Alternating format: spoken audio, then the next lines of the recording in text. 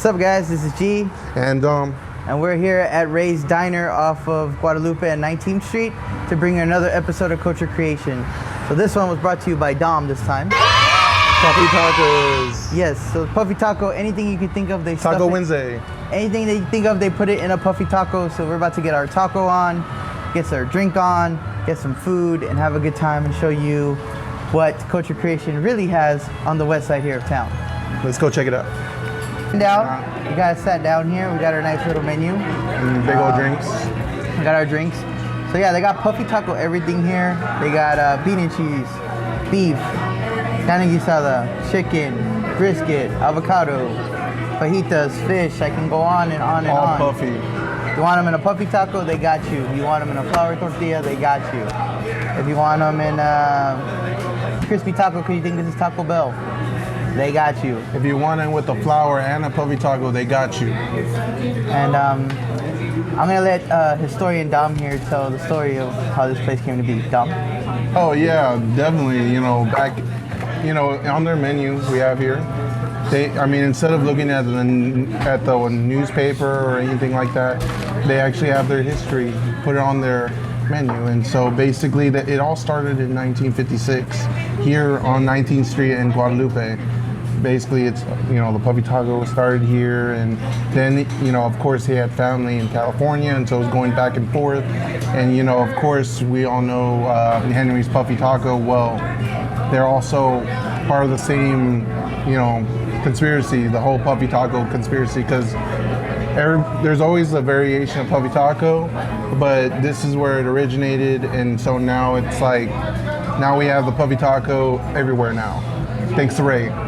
And fun fact, Henry is his younger brother, which is why you have never heard of the war of the Puffy Tacos between them. That's crazy. But this is the original place of the Puffy Taco, and as most people know, San Antonio pretty much is the home of the Puffy Taco. I haven't heard of the Puffy Taco anywhere else in San Antonio. Outside of San Antonio. Our lovely cameraman here knows for a fact that there's not any in the valley, which is why she doesn't love Puffy Tacos as much as we do. She doesn't even know what Puffy is. But yeah, if you're not a Puffy Taco person like her, which I don't know why you wouldn't be, but if you're not, they do have other stuff for you here. They have seafood.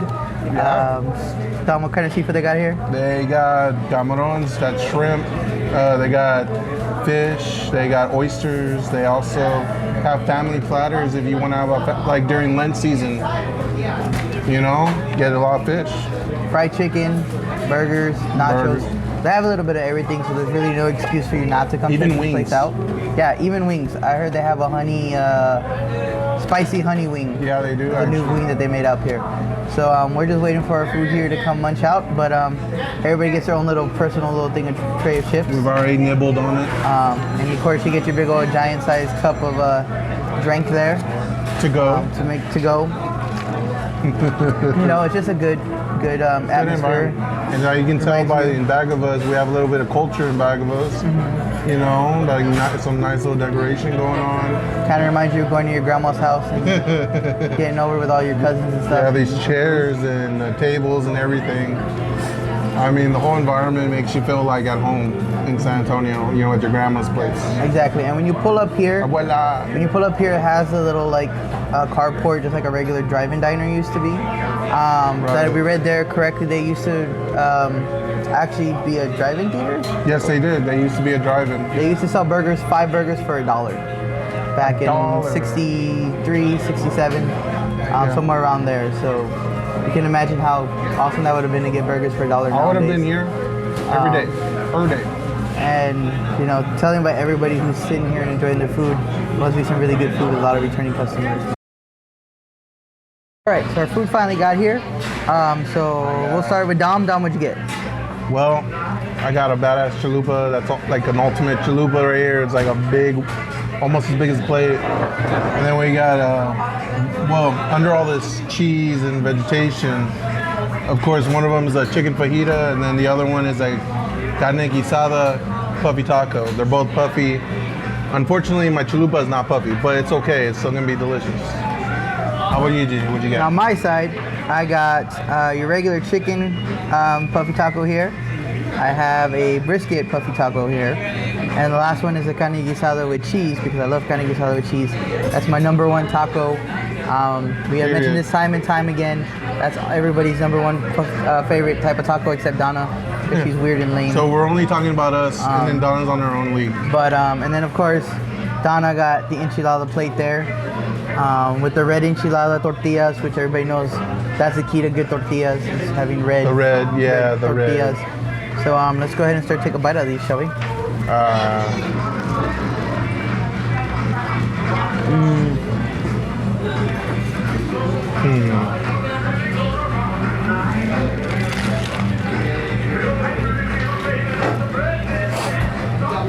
One of the best puffy tacos I've ever had.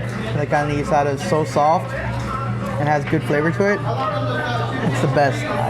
One of the best tacos I've ever eaten. Let alone puffy taco. This is like the best puffy taco I've ever had. Hey, it got that crunch.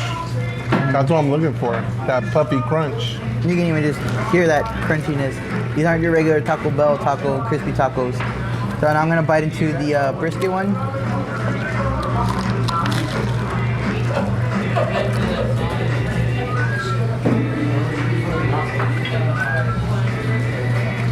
Time and time again, I've mentioned, I'm not a big fan of sweet barbecue sauce. It is a little bit sweet, but the brisket itself is really good. It's juicy, not dry, doesn't have a lot of fat to it. And that's a really good brisket taco, and the fact that it's really crispy is pretty good as well.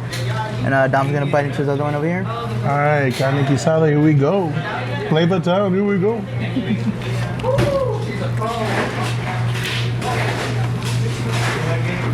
Okay, so like G said, the carne guisada is really soft, and of course the flavors are all mixing in with the puffiness and all the other tomatoes, lettuce, and cheese, and it's very good with, especially with the puffy taco shell.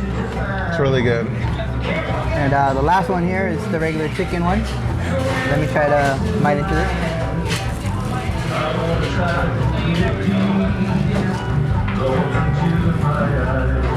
The chicken's really good too.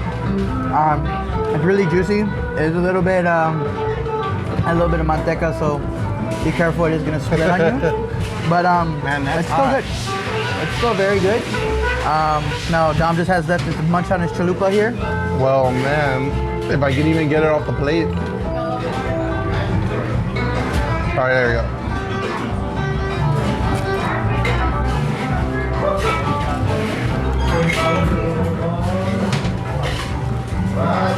That's a lot of cheese. So we're gonna take some time to enjoy these, and we'll come back and give our final verdict after we finish eating them.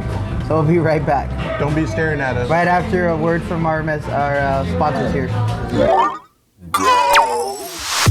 This ¿Qué más le gusta de este parade? No me shut up, man. No me. is It's a reflection of San Antonio, you know, and its music too. the And the pride of the great Lone Star State, our NBA champions. They are 210 Culture Podcast.